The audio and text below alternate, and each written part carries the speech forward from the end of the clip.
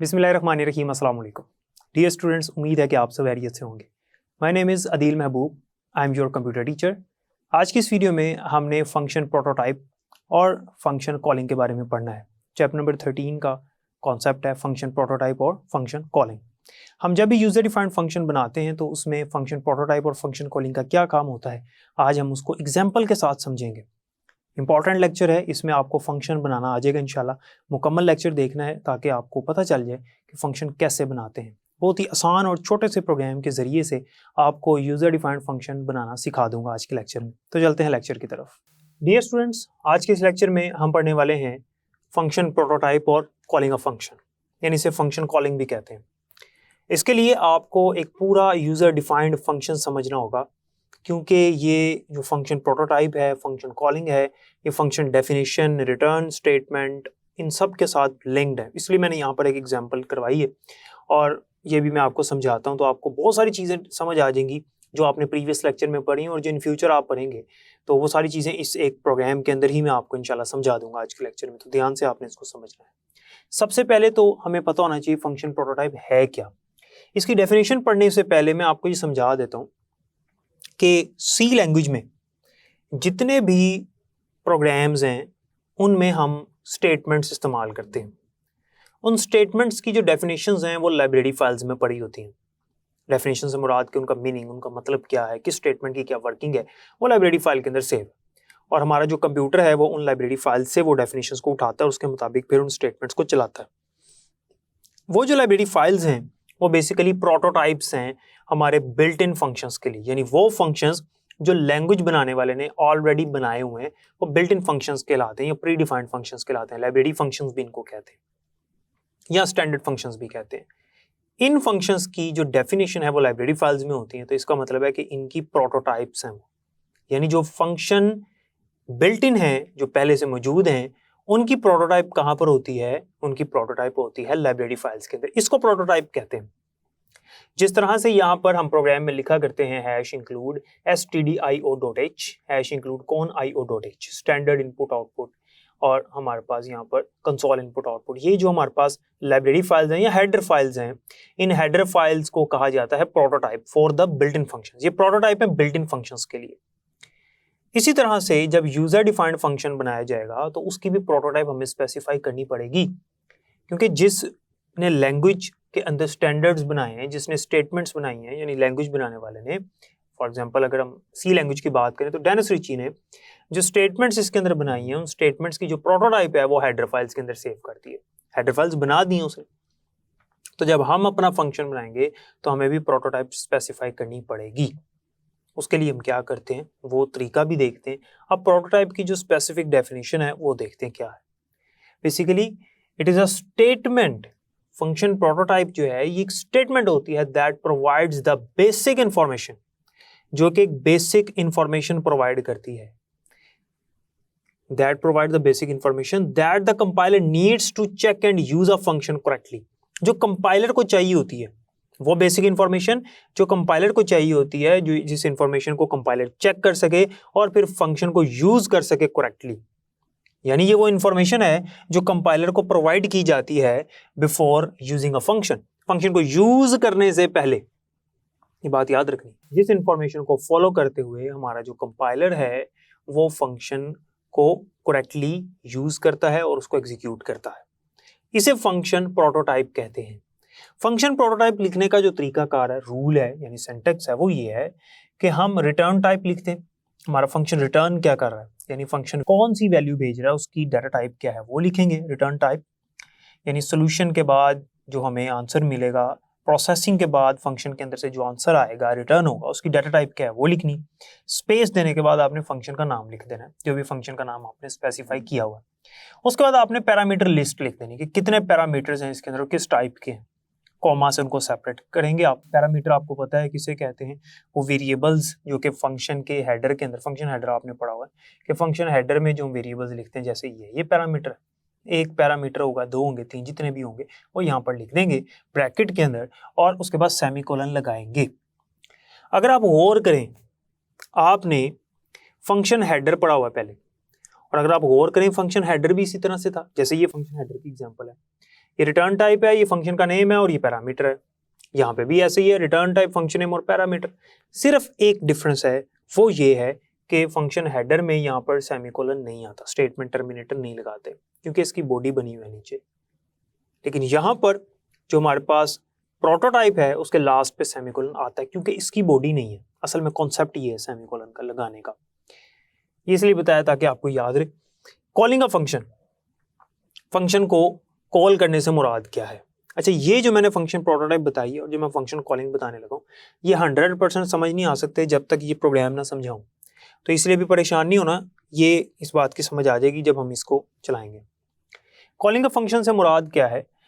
Calling a function यानी function call is a mechanism, ये एक मैकेनिज्म है, ये एक तरीकाकार है that is used to invoke a function. Invoke का उर्दू में नहीं होता है पुकारना, यानी ये वो मैकेनिज्म है जिससे हम फंक्शन को कॉल करते हैं, पुकारते हैं, इन्वोक करते हैं, एक्टिव करते हैं। आसान अल्फाज में कहूं कंप्यूटर की जुबान में तो एक्टिव कर देते हैं उसको। फंक्शन प्रोग्राम में मौजूद है लेकिन उसको चलाने के लिए उसको एक्टिव करना पड़ेगा, उसको इन्वोक करना पड़ेगा, पुकारना पड़ेगा। उसके लिए हम क्या करते हैं, फंक्शन कॉलिंग करते हैं, यानी फंक्शन को कॉल करते हैं।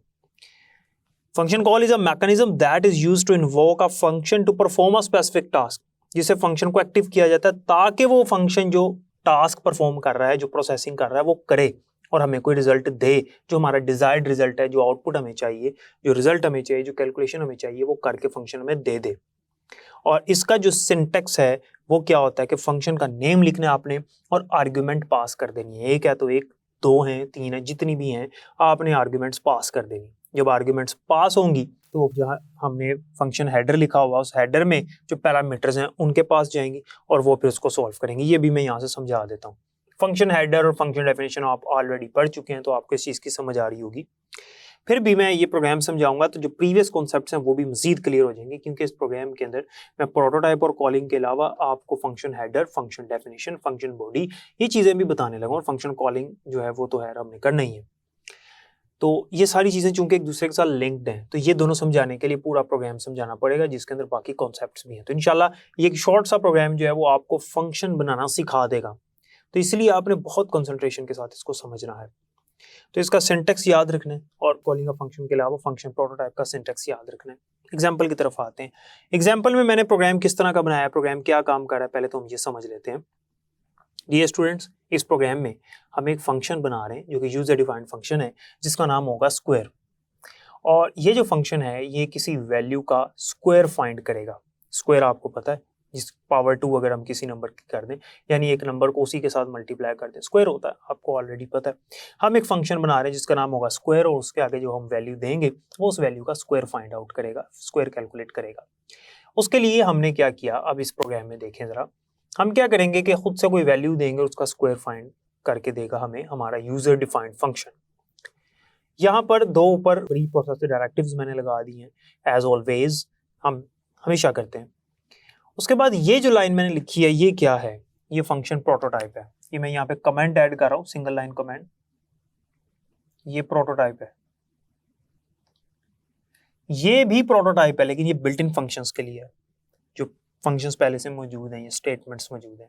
लेकिन ये जो लाइन मैंने लिखी है ये प्रोटोटाइप है, किसके लिए, यूजर डिफाइंड फंक्शन के लिए। क्योंकि मैंने यहाँ पर एक फंक्शन बनाया है, इसकी रिटर्न टाइप इंट है, तो देखिए यहाँ पे भी इंट लिखा है, इंटीजर है ना। नेम स्क्वायर है, नेम भी लिख दिया मैंने। आर्गुमेंट या पैरामीटर इसमें क्या है, इंट एक्स, तो यहाँ पर मैंने सिंपल इंट लिख दिया। आप इंट एक्स भी लिख सकते हो, कोई मसला नहीं। सिंपल डाटा टाइप भी लिख सकते हो प्रोटोटाइप के अंदर, कोई मसला नहीं है, ऐसे भी चल जाएगा। ब्रैकेट के अंदर लिख के यहाँ सेमीकोलन नहीं है, यहाँ सेमीकोलन आपने लगा देना। तो क्या फर्क है, यहाँ सिर्फ वेरिएबल नहीं लिखा और सेमीकोलन लगाया। वेरिएबल लिख भी देते तब भी ठीक था, कोई मसला नहीं है। ये फंक्शन की प्रोटोटाइप है, यानी फंक्शन को यूज करने से पहले हम कंपाइलर को बता रहे हैं कि ये वाला फंक्शन इस प्रोग्राम में मौजूद है जिसको अभी हमने कॉल करना है और इस्तेमाल करना है। ये कंपाइलर को बेसिक इंफॉर्मेशन प्रोवाइड कर रहा है हमारे इस फंक्शन की। बेसिक इंफॉर्मेशन यहाँ हमने पढ़ा ना, बेसिक इंफॉर्मेशन क्या है कि भाई एक फंक्शन हम इस प्रोग्राम में इस्तेमाल कर रहे हैं जिसकी रिटर्न टाइप जो है वो इंटीजर होगी, जिसका नाम स्क्वायर होगा और पैरामीटर जो है वो एक होगा जिसकी डाटा टाइप इंटीजर होगी। ये हमने उसको बेसिक इंफॉर्मेशन प्रोवाइड कर दिया है कंपाइलर को बिफोर एग्जीक्यूटिंग दिस फंक्शन, इस फंक्शन को एग्जीक्यूट करने से पहले। यहाँ पर मेन फंक्शन हमने स्टार्ट किया और मेन फंक्शन की ये बॉडी बनाई हमने, वर्ड में लिखा, ये आपको पता है इसका स्ट्रक्चर। एक वेरिएबल मैंने यहाँ पर इनिशियलाइज किया int a is equals to 2, a की वैल्यू 2 है। ओके, हम ये वैल्यू यूजर से भी ले सकते हैं, ये आपकी मर्जी है। तो प्रोग्राम ज़्यादा लेंथी ना हो तो मैंने उसको खुद ही वैल्यू दे दिया, इनिशियलाइज कर लिया। आप ये वैल्यू प्रिंट एफ और मैसेज शो करते, प्रिंट एफ लगा के एंटर एनी नंबर, और स्कैन एफ में यूजर से वैल्यू लेते, उसका स्क्वायर फाइंड करते, वो भी ठीक था। लेकिन समझाने के लिए मैंने खुद से वैल्यू ली हुई है। यहाँ पर एक और वेरिएबल मैंने यहाँ पर लिया c, ये भी इंटीजर है, लेकिन इसको किसके इक्वल रख रहा हूँ, इसके इक्वल के राइट साइड पे मैंने क्या लिखा है, स्क्वायर, और ब्रैकेट में लिखा है a। यहाँ पे फंक्शन कॉल हो रहा है, so this is called calling. So यहाँ पर हमारा फंक्शन कॉल हुआ। कॉल कैसे होता है, फंक्शन नेम और आर्ग्यूमेंट, फंक्शन नेम और आर्ग्यूमेंट। आर्ग्यूमेंट क्या है, a, यानी a की जो वैल्यू है 2, बेसिकली 2 का स्क्वायर फाइंड करना है। जिस वैल्यू के ऊपर आपने कैलकुलेशन परफॉर्म करनी है वो वैल्यू आप ब्रैकेट में लिख दे। यहाँ पे फंक्शन कॉल हुआ। अब आपने पढ़ा हुआ कि इक्वल का साइन क्या करता है, ये मैंने भी आपको बताया था चैप्टर नंबर 9 में, एक लेक्चर था इंक्रीमेंट डिक्रीमेंट ऑपरेटर वाला, उसमें मैंने आपको बताया था कि इक्वल साइन क्या करता है, और ऑलरेडी आपने वैसे भी पढ़ा हुआ है। असाइनमेंट ऑपरेटर, इक्वल का ऑपरेटर, ये क्या करता है, ये राइट साइड पे जो एक्सप्रेशन है उसको सॉल्व करके उसकी वैल्यू लेफ्ट वाले वेरिएबल को देता है। तो यहाँ राइट साइड पे जो चीज है वो क्या है, वो फंक्शन कॉलिंग है। याद रखिएगा, जब हम फंक्शन को कॉल करते हैं तो हमारा फंक्शन जहां पर बना हुआ है, ये फंक्शन की बॉडी जो फंक्शन डेफिनेशन है, ये इन्वोक हो जाती है ताकि ये एग्जीक्यूट हो और कैलकुलेशन होके आंसर हमें मिल जाए। हम एक्चुअली ए की वैल्यू का फाइंड करना चाह रहे हैं, स्क्वायर। तो मैंने ब्रैकेट में a लिखा और फंक्शन का नाम लिखा स्क्वायर। जैसे ही फंक्शन कॉल होता है वो सब कुछ छोड़ के हमारा जो कंट्रोल है वो प्रोग्राम में ढूंढता है कि फंक्शन कहाँ पर मौजूद है, और वो वहां पर आ जाता है। यहाँ पर फंक्शन मौजूद है, उसने यहीं से सब कुछ छोड़ा और यहाँ पे आ गया। अभी उसने सी को कोई वैल्यू नहीं दी, यहाँ से जो वैल्यूज कैलकुलेशन के बाद आएगी वो मिलनी है सी को भी, अभी नहीं मिली। यहाँ से वो मेन फंक्शन से बाहर निकला और इस फंक्शन में आ गया। इस फंक्शन में जो हेडर में एक हमने वेरिएबल डिक्लेयर किया हुआ है इंट एक्स, इस एक्स को वैल्यू मिल जानी ए की। इसका मतलब ये है कि जब हम फंक्शन को कॉल करते हैं तो कॉलिंग के दौरान जो ब्रैकेट में हम आर्ग्यूमेंट लिखते हैं या आर्ग्यूमेंट्स लिखते हैं, उनकी वैल्यू पास होती है, और जो फंक्शन हेडर के अंदर पैरामीटर है उसको वो वैल्यू मिलती है, वो उसकी वैल्यू को एक्सेप्ट कर लेता है। और याद रखिएगा कि ये जो यहाँ पे आर्ग्यूमेंट है जिसकी वैल्यू पास की जा रही है इसको एक्चुअल आर्ग्यूमेंट कहते हैं, और जिसको वैल्यू मिल रही है इसे हम कहते हैं फॉर्मल आर्ग्यूमेंट या डमी आर्ग्यूमेंट, क्योंकि ये असल में इसकी वैल्यू ले रहा है, लेके इसको कैलकुलेट करके वापस भेज देगा। तो x जो है यहाँ पर फॉर्मल आर्ग्यूमेंट है, a जो है यहाँ पर एक्चुअल आर्ग्यूमेंट है। तो x की वैल्यू क्या हो गई, जो a की वैल्यू थी, a की वैल्यू क्या थी 2, तो 2 यहाँ से पास होके x को मिल गया। ओके, अब फंक्शन की बॉडी में आया और यहाँ बॉडी में लिखा हुआ है int y is equals to x multiply by x। एक और वेरिएबल मैंने लिया और वो है y, और y में क्या स्टोर हो रहा है, x मल्टीप्लाई बाय x, यानी स्क्वायर कैलकुलेट हो रहा है ना x का, x की वैल्यू 2 है, तो 2 मल्टीप्लाई 2 4, 4 किसको मिल गया, y को, यहाँ पे 4 मिल गया y को। तो y की वैल्यू जो है वो हमारे पास 4 होगी। ये मैंने कमेंट लिखा है, ये एग्जीक्यूट नहीं होगा प्रोग्राम में। तो y की वैल्यू हमारे पास क्या हो गई, 4 हो गई। जब y की वैल्यू 4 हो गई तो यहाँ पर नीचे मैंने लिखा रिटर्न y। रिटर्न स्टेटमेंट क्या करती है कि रिटर्न स्टेटमेंट के आगे जो एक्सप्रेशन है या कोई वेरिएबल है उसकी वैल्यू वापस भेजती है, कहाँ पर, जहाँ फंक्शन कॉल हुआ था। तो रिटर्न क्या हो रहा है, y। तो y चूंकि इंटीजर है, इस वजह से फंक्शन के हेडर में जो यहाँ रिटर्न टाइप लिखी थी वो इंट लिखी थी। क्यों, क्योंकि y जो है इसकी डाटा टाइप इंटीजर, जो वैल्यू रिटर्न होनी होती है उसकी जो डाटा टाइप है वो हमने यहाँ पर लिखनी होती है, रिटर्न टाइप। यहाँ पर जैसे मैंने यहाँ पे बताया था रिटर्न टाइप लिखनी है। किसकी रिटर्न टाइप, अब आपको समझ आ गया होगा, जिसकी वैल्यू जानी है वापस। तो y में एक्चुअली आंसर स्टोर हुआ है स्क्वायर का, जो स्क्वायर निकाला हमने x का वो आंसर स्टोर है। तो y की डाटा टाइप चूंकि इंटीजर है तो इसलिए यहाँ इंटीजर लिखा, और प्रोटोटाइप में फिर इंट लिखना पड़ा हमें। y की वैल्यू यहाँ से रिटर्न होती है, रिटर्न कहाँ होती है, जहाँ फंक्शन कॉल हुआ था, फंक्शन हुआ था यहाँ पर कॉल। तो 4 जो है वो चला गया यहाँ पे, हमारा कंट्रोल वापस आ गया मेन फंक्शन में, और यहाँ पर स्क्वायर a जो हमने लिखा था यहाँ पर वैल्यू लेकर आया 4। जब यहाँ पे 4 आया और वो 4 मिल गया c को, तो c हमारे पास क्या हो गया, 4 हो गया। c की वैल्यू क्या होगी, 4 होगी। नीचे आया, इसको तो चलाना ही है, उसने प्रिंट एफ में मैसेज शो करेगा square is equals to percentage d का मतलब है c की वैल्यू यहाँ पर प्रिंट कर दो, कोमा के बाद जो वेरिएबल है उसकी वैल्यू, और उसकी वैल्यू क्या है हमारे पास 4। तो आउटपुट में क्या मैसेज प्रिंट होगा वो देखते हैं। आउटपुट में जो मैसेज प्रिंट होगा वो ये होगा, स्क्वायर इज इक्वल्स टू 4। ये आउटपुट आएगी, स्क्वायर इज इक्वल्स टू 4। अभी आपकी मर्जी है, आप यहाँ पर डिफरेंट वैल्यूज दें, फंक्शन को बार बार कॉल करें और प्रिंट एफ में उसका आंसर आउटपुट में दिखा दें, जैसे मैंने सी की वैल्यू दिखाई। फंक्शन बनाने का मकसद ये है कि हम बार बार फंक्शन को कॉल कर सकते हैं डिफरेंट वैल्यूज के साथ। यहाँ पर दो चीज़ें समझनी है आपने, वो ये है, ये जो यहाँ मैंने फंक्शन कॉल किया और इसकी वैल्यू मैं सी में रखवा रहा हूँ और सी की वैल्यू प्रिंट कर रहा हूँ, ये करने की बजाय मैं डायरेक्टली सी वेरिएबल ना लेता, ये जो फंक्शन कॉल किया यहाँ पर इस सी की जगह पर भी कर सकता था, प्रिंट एफ के अंदर कोमा के बाद, तब भी यही आउटपुट आनी थी जो मैंने आपको बताई, तब भी ऐसे ही एग्जीक्यूशन होनी थी। फर्क ये था कि सी वेरिएबल का सहारा नहीं लिया, बस ये जो फंक्शन कॉलिंग है वो यहाँ लिख देते, तब भी ठीक है, कोई मसला नहीं। सेम इसी तरह से यहाँ पर है, हमने जो यहाँ वेरिएबल का सहारा लिया y और y की वैल्यू हम रिटर्न करें, ये करने के बजाय डायरेक्ट ही मैं इस बॉडी में लिखता return x multiply by x, तो x मल्टीप्लाई x होना था, ये जो एक्सप्रेशन है इसकी वैल्यू रिटर्न हो जानी थी जहाँ फंक्शन कॉल किया था। तो इस तरह से भी मुमकिन है, लेकिन समझाने के लिए, आसान करने के लिए मैंने ऐसा किया और बुक में भी मोस्टली जगहों पर ऐसा किया हुआ है। लेकिन ऐसा हम कर सकते हैं जो मैंने बताया कि कहीं आउटपुट वगैरह के लिए आ जाए तो परेशान नहीं होना कि ये शायद एरर है, तो एरर नहीं है। डायरेक्ट हम फंक्शन को कॉल प्रिंट एफ के अंदर भी कर सकते हैं और रिटर्न के आगे डायरेक्ट एक्सप्रेशन भी लिख सकते हैं y के बगैर। उम्मीद है कि यहाँ तक समझ आ गई होगी। इसमें आखिरी पॉइंट जो समझना है वो ये है कि देखें, हमने फंक्शन प्रोटोटाइप में पढ़ा था कि फंक्शन प्रोटोटाइप एक स्टेटमेंट है जो कि कंपाइलर को बेसिक इन्फॉर्मेशन प्रोवाइड करती है फंक्शन के यूज़ होने से पहले, कि फंक्शन को कैसे यूज़ करना है, और कंपाइलर उसको चेक करता है। तो फंक्शन प्रोटोटाइप जो हमने लिखनी होती है ना, ये बात याद रखनी है, फंक्शन कॉलिंग से पहले पहले आपने लिखनी है, चाहे एक लाइन पहले लिखो, 2 लाइनें पहले लिखो, सबसे ऊपर लिख दो, कोई मसला नहीं है, आपकी मर्जी है। यानी मैंने फिलहाल इसको प्री प्रोसेस डायरेक्टिव्स के बाद लिखा हुआ है ना, तो आप यहाँ से उठा के इसको मेन फंक्शन के अंदर इससे पहले भी लिख सकते थे, यहाँ भी लिख सकते थे, लेकिन इस लाइन के बाद नहीं लिख सकते थे। कॉलिंग से पहले पहले आपने प्रोटोटाइप लिखनी होती है, वो जहाँ मर्जी लिखते हैं आप, वो आपकी मर्जी होती है। उम्मीद है कि यहाँ तक आपको समझ आ गई होगी।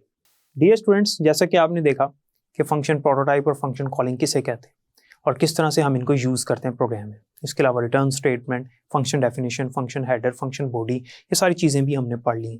उम्मीद है कि यहाँ तक आपको समझ आ गई होगी। बाकी इंशाल्लाह नेक्स्ट लेक्चर में पढ़ लेंगे। अपना ख्याल रखिएगा। अल्लाह हाफ़िज़।